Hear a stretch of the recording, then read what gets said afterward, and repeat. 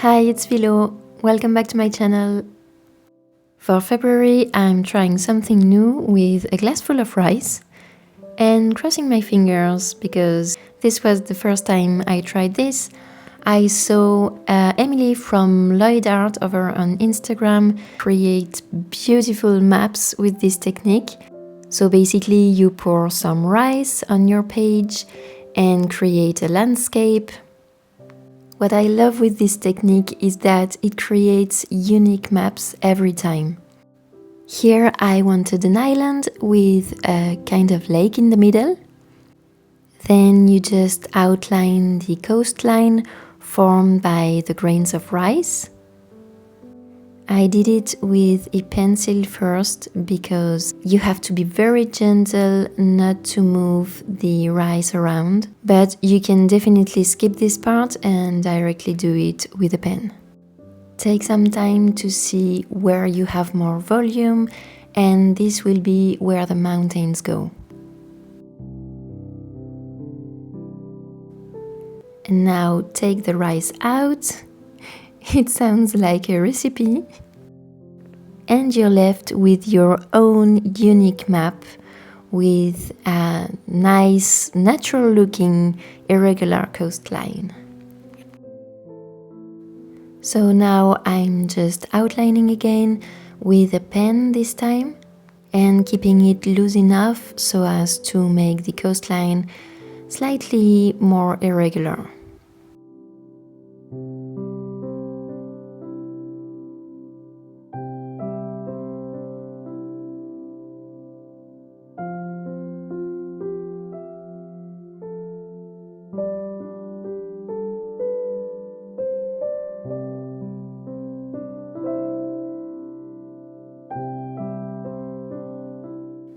And now let's start adding some details.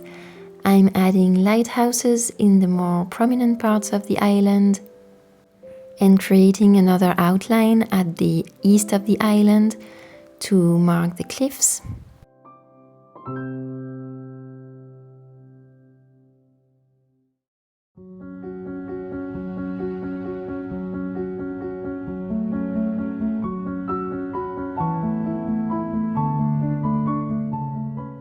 And then this island needs some sand beaches.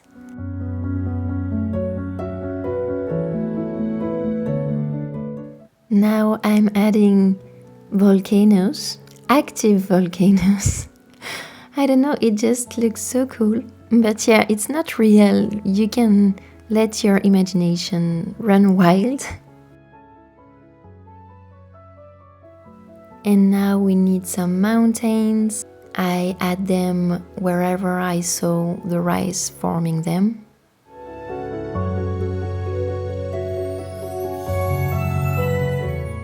And hills towards the sea. Forests everywhere. I want my island to be very green and wild and full of nature. Let's add some rivers here and there, starting from the mountains.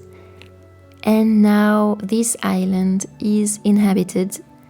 Not a lot, but you know, just some villages here and there.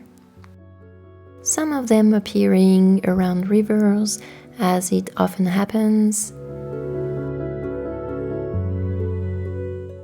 Trees and more trees because there are never too many. And of course, grass, and a lot of grass because we have sheep, tiny little sheep. So yeah, in case you didn't realize, you don't need to know how to draw anything. It's very basic, very undetailed, and it's like a rough sketch, but the result is really nice, I think. So okay, it looks a bit long, and it's definitely not the more minimalist design I've ever done, but on the plus side, you don't even have to sketch anything, you don't have to color anything. In fact, I kept it black and white. I think it's the best. So it's very easy and rewarding, and you literally just need rice and a pen, and that's it. To make it look even more like an old map, I added this old, very used kind of paper border. And then you need a compass rose, obviously. But here it didn't really fit in my old paper anymore, but I don't care. I wanted it, so here it is. And finally, I'm writing February in a font that I found fitting, and I love it because it looks like it's the name of the island. So here you have February Island. Main attractions, mermaids and bird watching, and fishing. So now tell me, would you like to come and visit my volcanic island? Where would you like to stay? And tell me, if you create your own island, what would you put in it?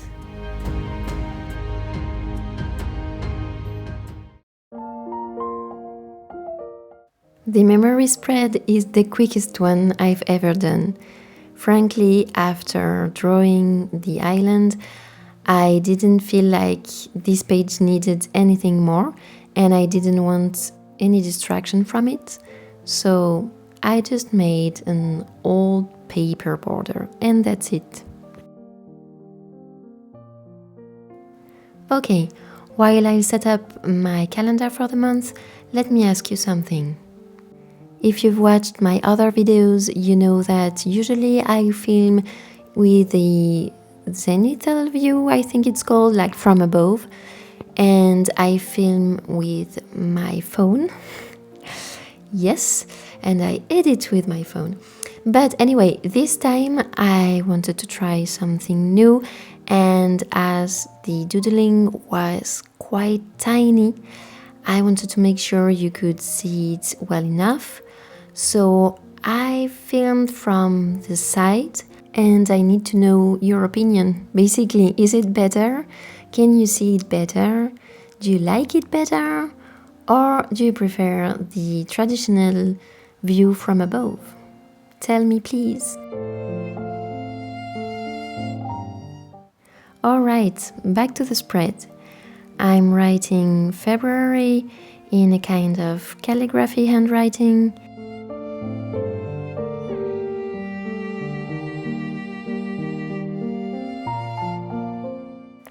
Then I added a bit of washi tape to fill in the empty space. And I kept a space for the thing I want to focus on, like my goals for the month and the books I read.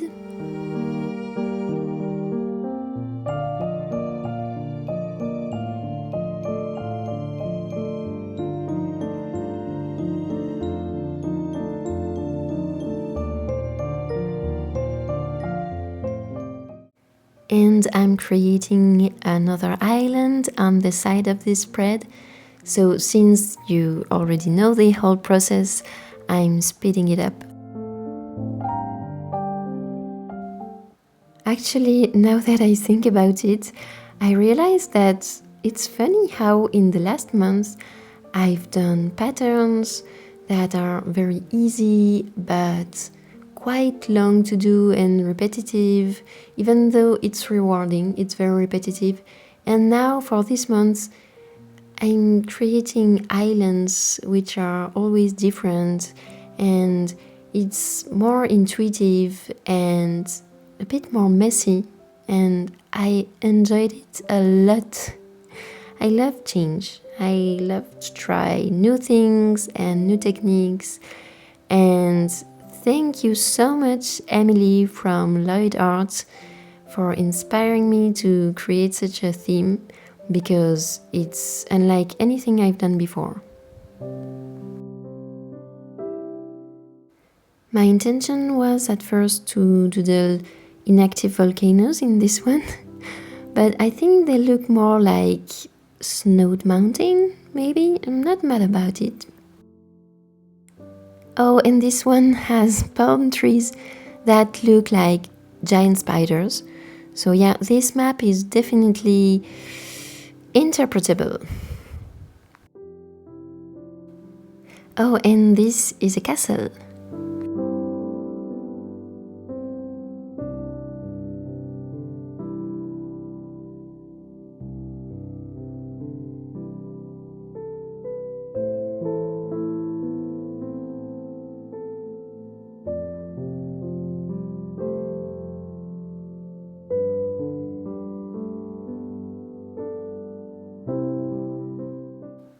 I guess these are the houses of the court, maybe?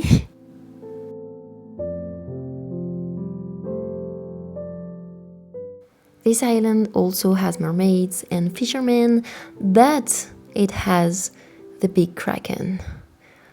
Yeah, I don't know, I was inspired. My husband said it looked like a Lord of the Ring map. I've never read it, never watched it, I'm sorry.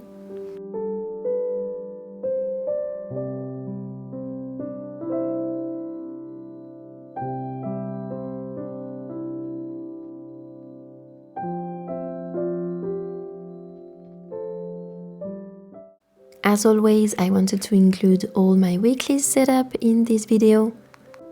And since the cover and the monthly spreads were a bit longer than usual, I kept it quick and simple. I'm doing Dutch doors again, and for this first weekly I'm going with parchment paper for the dailies. I'm adding my usual mini calendar at the left of the spread so that I can see it on every weekly.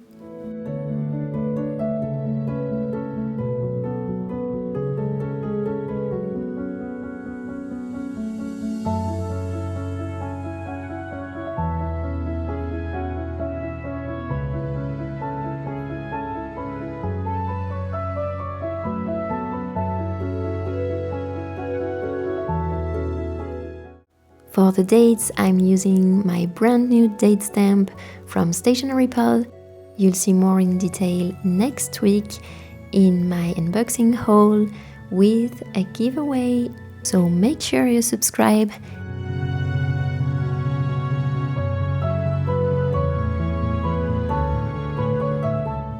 Back to the spread, I'm adding washi tape as a frame and cutting off the right part of the spread for a Dutch door. Finally, I have a space for undated tasks.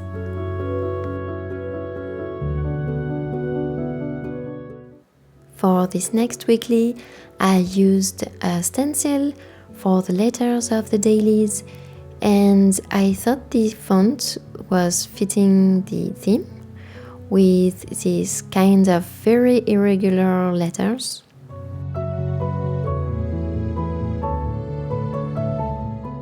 The third one is the quickest of them all, with just a calligraphy font.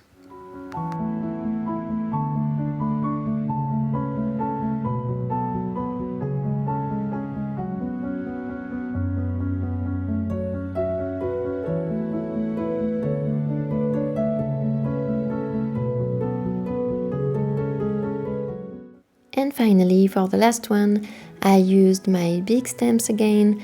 I started using them in November, I think, and really love them.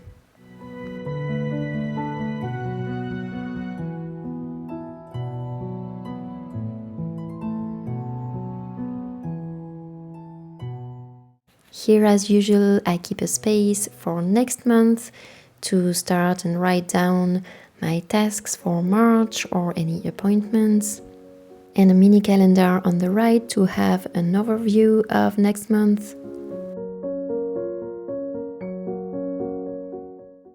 And finally, to end with the functional part, I have this timesheet or work hours tracker.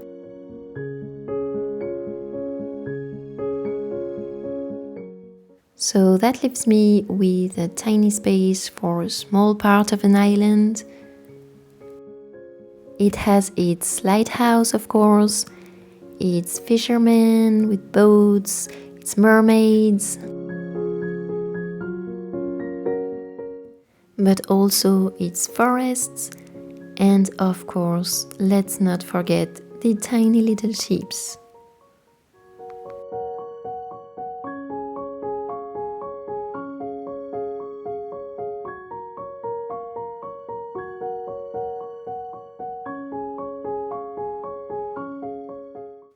And then basically what I did was to fill the empty space with tiny waves and some details I liked about the islands, like little trees or ships everywhere, and changing it in between the weeklies.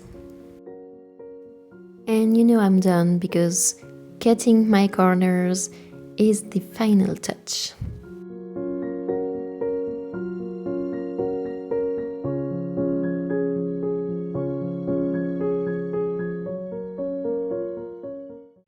So now let's flip through the pages of this theme.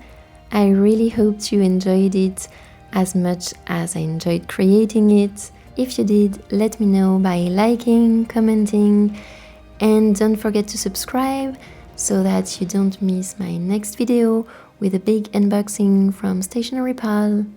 I'll see you next week, and in the meantime, enjoy planning!